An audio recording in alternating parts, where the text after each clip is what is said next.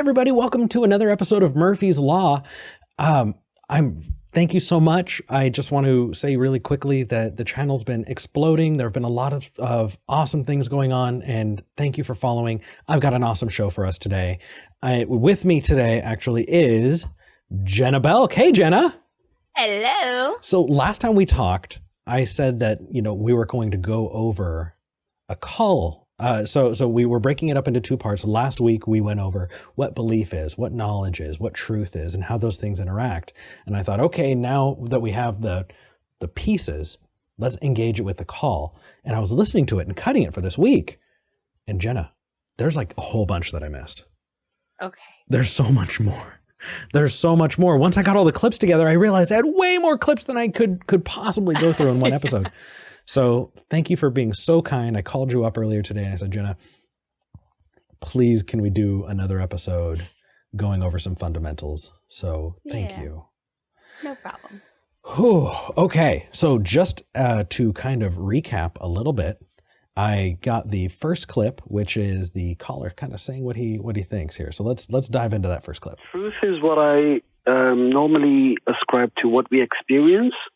And belief is what I ascribe to something that we don't have any evidence for, but have rational arguments for believing them. So we talked last time about truth, right? We talked about knowledge, we talked about belief, and kind of how those things interact. If you did not get to see it, I want to say that I can put a link up over there. And that way, wherever it pops up, I'll have gotten it. But just to endorse that from that last episode, I have such a clearer picture about what truth is and what belief is, and because I'm a very visual person, and you have painted that picture for me. Yeah. Yay! I'm so glad. Good. Well, I've got more today because he had another piece at the end there. He talked about believing a thing rationally. And so his definition of belief is different from our definition of belief. Our definition of belief is that which you accept to be true. His definition of belief is accepting a thing to be true without evidence, but with experience. Well, the experience is the other piece, but his definition of belief is just accepting something to be true without evidence. And with rational justification. So we need to go into just a little bit of that because holy moly, first things first, you had a great reply to his two definitions of truth there, that which you that which you explore and engage with, and that which you don't have evidence for. And no, I want to know why you think there's two different kinds of truth. I know natural and something else. As an atheist, I just don't see why there's a problem with believing something to be true. There's a fundamental misunderstanding there. And first off, he didn't answer your question. Yeah. But second, I don't see the problem with believing something to be true. He's using a different definition of belief, and that has got everybody kind of, because it takes a little while to kind of build up that mental model of what they're trying to say and then interacting with it. And I have a problem of just kind of assuming that there's like this Christian God that everyone's talking about. And I'm just kind of, I don't know. Yeah. Yeah. And they are coming at you like, exactly what they're talking about every time. And you're like, bruh, you have no idea how many different definitions of God people who call themselves Christians have brought to me. So yeah, absolutely. I want to get into the next clip here because we're going there. He talked about rational. I just wanted to. This is definition. Yeah, I think the problem we're having here is that we're going from believing, because belief is just accepting something to be true without evidence, right? Not necessarily. If you're looking for, well, that's the definition. That might be your definition. That is so good. Yes, that's your definition, but that is not the definition, because he added that little last bit there, without evidence. Your beliefs are things that you accept to be true We haven't really talked about evidence, but we're going to talk about evidence today. And he actually, he didn't even, he wasn't even consistent with his own definition of belief. So in that first one, he said, belief is accepting a thing to be true without evidence, right? Right. He then goes on to say this. Yes, I totally agree with what you're saying, but that doesn't also mean that what they believe is irrational. So the argument for believing is not what is true. It's what is rational. So he's adding an extra piece on there, right? Okay, it's not about truth. It's about rationality. Right.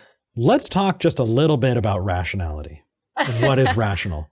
Because there are a lot of confusing accounts. We say a thing is rational or a thing is irrational. Or logical, and we kind of intertwine the two. But how many people actually know what rational is? I didn't. I want to help here today. So I want to give you the colloquial definition that a lot of apologists use when they're talking about whether or not something is rational. There's a test for it. And here's that test. Does it conform with one's internal model of reality? So that's the definition he's using in this call. And it's the same definition that a lot of Christian apologists have used. Right. And it kind of, on its face, seems to make sense, right? Right. Hey, are you behaving irrationally? Well, no, I'm using the tools that I have consistently, and this seems to be consistent with my worldview. So to me, it's rational. I believe in God because it is consistent with my worldview that X, Y, and Z, right? It's consistent with my worldview that the trees are evidence of God. It's consistent with my worldview that, logic would appear to point toward God or towards intelligent design or whatever. It actually doesn't, it doesn't really have a whole lot to do with what's true and what's real. It has a whole lot more to do with internal.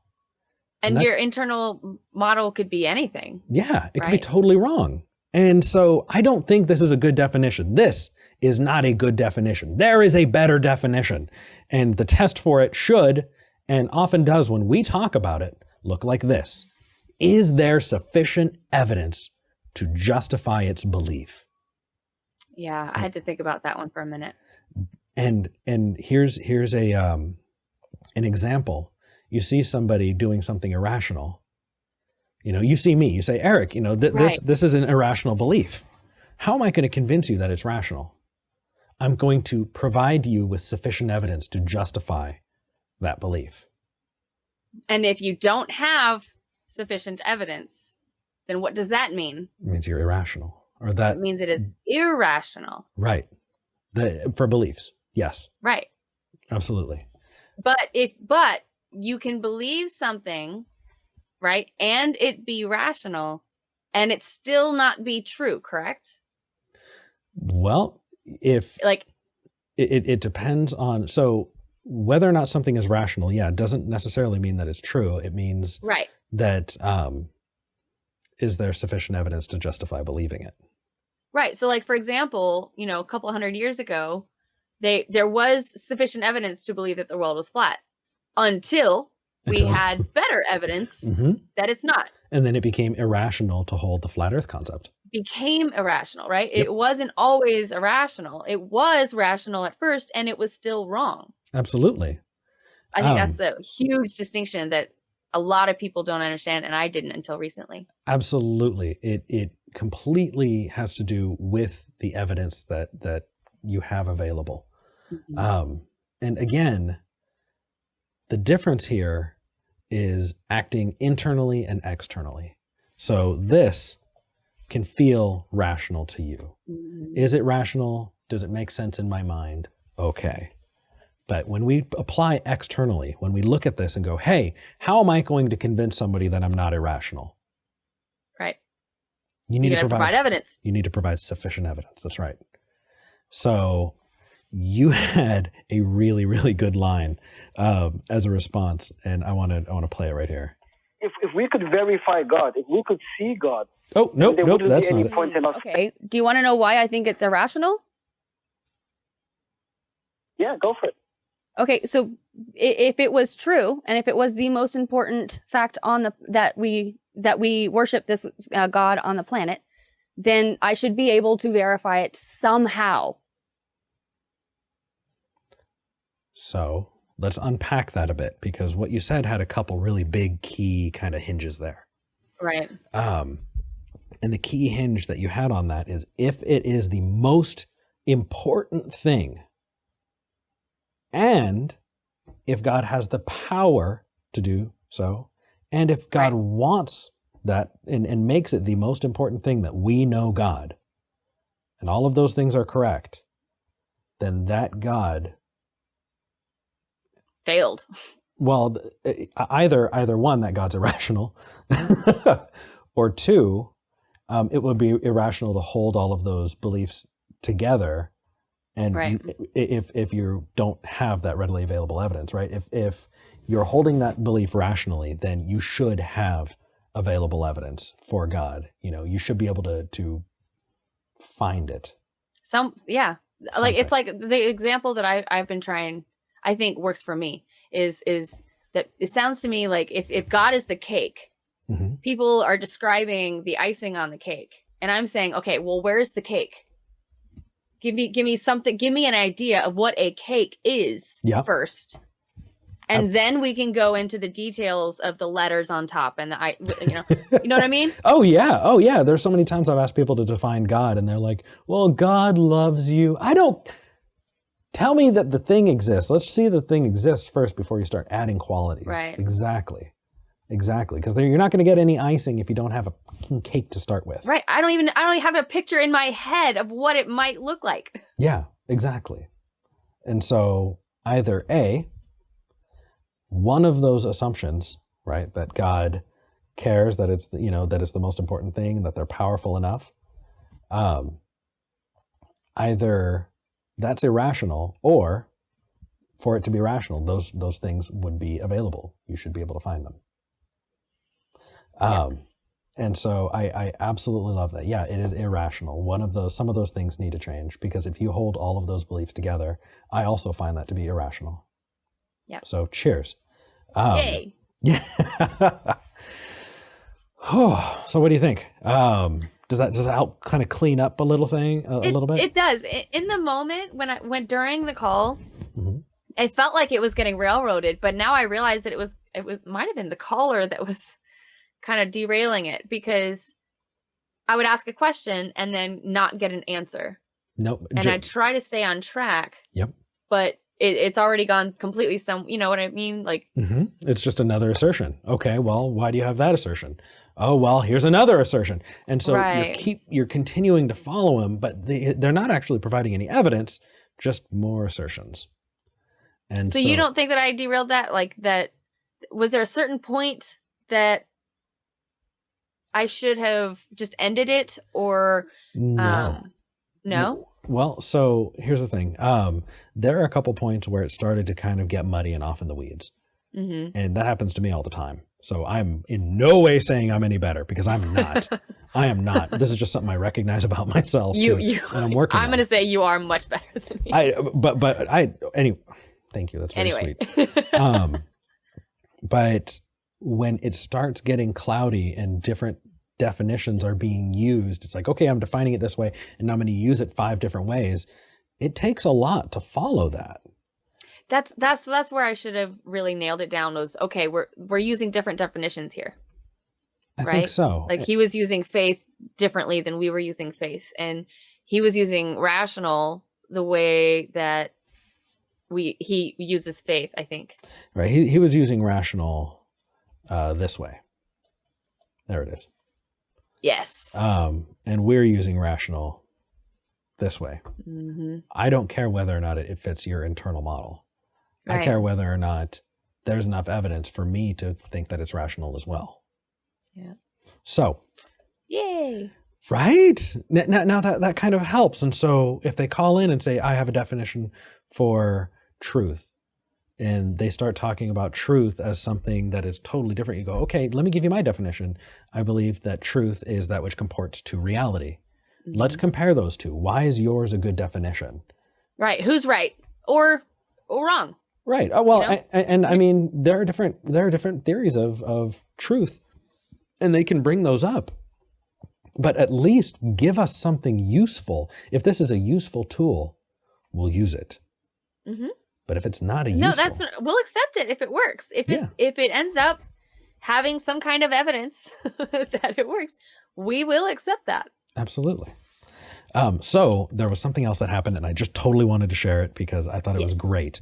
When it came to, you said, I find it irrational because God should make themselves available if it's the most important thing, right? Mm-hmm. His response was just priceless. It was so good. Oh yeah. It's right here. If we could verify God, if we could see God, then there wouldn't be any point in us thinking, right? Stretch.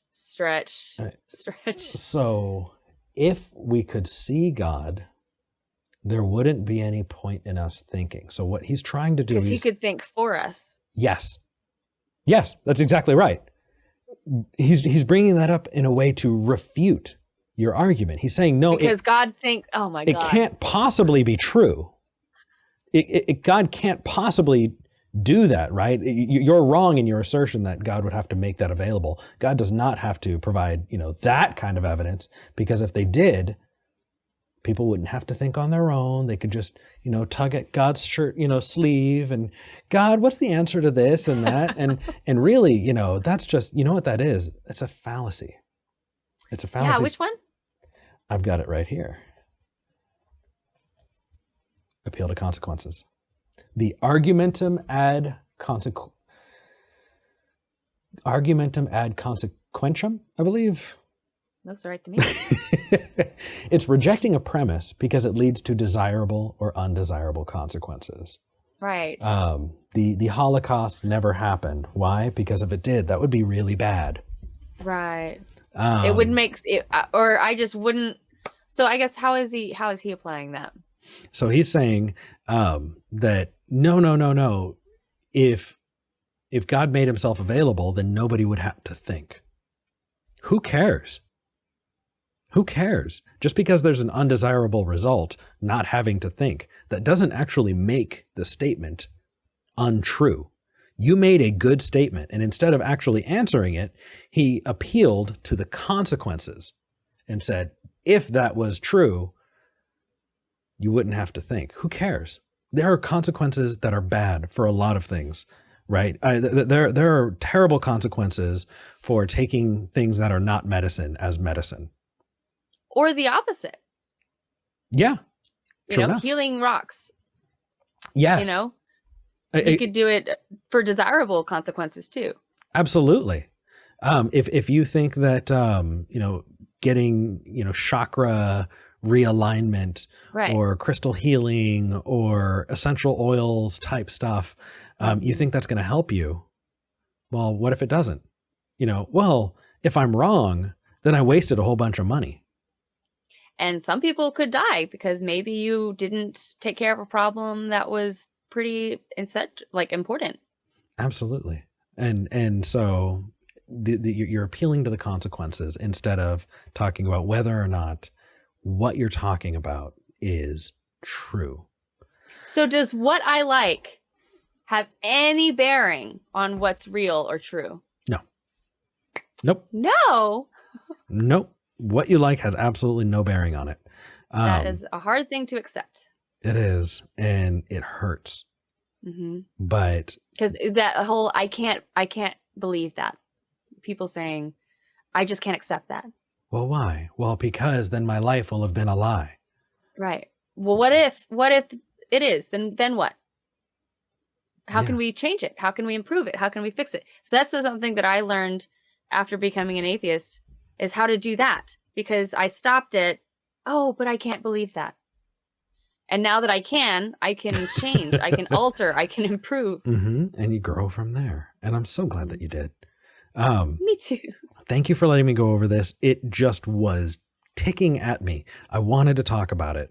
Is it rational? Is it not rational? So today we went over that colloquial definition of rationality. Does it conform with their internal model of reality? I get it. You get it. I understand why people use it that way. You're not going to convince us with that definition. Instead, use this one. Is there sufficient evidence to justify its belief? Why? Because the way you can show me that you're not being irrational is to provide me evidence to justify your belief. And it's not just your beliefs, it's your behavior, right? If somebody walks around with a lucky rabbit foot, or they wear their lucky socks every time they go play baseball, or, just a whole bunch of different superstitious stuff, you can say, hey, that's irrational. No, it's not irrational. I'm totally internally consistent. Okay, I get that is how you are, how you feel. You feel like you're rational because you're being internally consistent. Are you going to convince me that way? No, you're not. How are you going to convince me? By providing me with sufficient evidence. That's what makes it rational. Are feelings rational? No. And they don't need to be. They don't need to be. Nope. That's something that people say, oh, I'm feeling like this. Oh, that's not rational. Yeah, no. Well, are feelings rational? Nope. Feelings do not need to be rational. Now, acting on those feelings, you need to see whether or not it's rational. Right? So I can be really, really upset about something really, really dumb. And that can be my prerogative. That is fine. But if my upset... And it can be true. Right? Well, it is true that I am upset in that case. Right. It can be true that you're emotional. Yeah, but that doesn't have any bearing upon what I'm emotional about. Right. If I am making a decision, a rash decision, if I'm cutting somebody out of my life, if I'm making a financial decision, if what I'm doing is impacting other people, it doesn't have to do with your feelings. Yeah, it might be motivated by your feelings, but you need to ask yourself, is it rational? Would you say the that behavior, not the feeling? If it's immediate, an immediate response, your actions, I mean, not your beliefs, your actions. If it's an immediate response, then have you thought about it? Have you even looked at the rationality of it? Have you looked at any consequences? Then can it be, you know what I mean? Like rational if it's like a... Well, people really want to armchair quarterback decisions like that. That's true. And here's the thing. You would have still been irrational. We as a society understand it. Right? People make terrible decisions for irrational reasons in the moment. They were behaving irrationally. There were times when I have behaved irrationally, and if I had the time to think it over, I would have realized that. Or after the fact, I go, man, that was a really irrational thought or a really irrational belief or decision. It's not bad. You just need the opportunity to explore it. And then once you do that, you can drop some of those irrational things and find good reasons, sufficient evidence to justify those beliefs. Yeah. And explore it and validate it, acknowledge it. Because I think that's actually something that is causing a lot of the world's problems is we're ignoring our feelings. Agreed. We're stuffing. So validate and explore your feelings and then make rational decisions. Exactly. Your feelings are not your beliefs either. In fact, really rough feelings in the moment affecting your beliefs can really screw up your internal model of how the world is. Yeah. That said, Jenna, it has been an amazing episode. Yay, thank you. Thank you so much. I can't wait to dive into the next episode. I will see you next week. Yes. Awesome. Jenna, we didn't get to do it at the beginning. Who are you? How can people find you? I'm Jenna Belk. I'm on my own show called Atheistasis, but it's on my channel, Jenna Belk. So you can search me by searching youtube.com/Jenna Belk. And it's one show. And then I'm on Facebook. I do talk on messages, and it's Godless. I think it's Godless Jenna. But I take time. So I'll like respond to one person and then move on to another person and then come back later. And then I'm also on the Atheist Experience, which is what we're kind of evaluating right now. And that's usually once or twice a month. But it is on live every Sunday at 4:30 p.m. Central. That's right. So I'm going to have the link to that episode, links to everything that you're up to down in the comments or down in the description for this. Jenna, take care. I'll see you next time. You too. Okay, so that's it for this episode. Click here to subscribe and get notifications for when I've got more content coming out. It should be going Monday, Wednesday, and Friday at 6 p.m. Central. Thank you so much to my patrons. If you want to support me, consider going to patreon.com/Eric Murphy. If you liked this, but you didn't catch the first part, you can go right over here. And if you want to see my conversations with Christian apologists, you can go right here. Take care, everybody. Have a good one.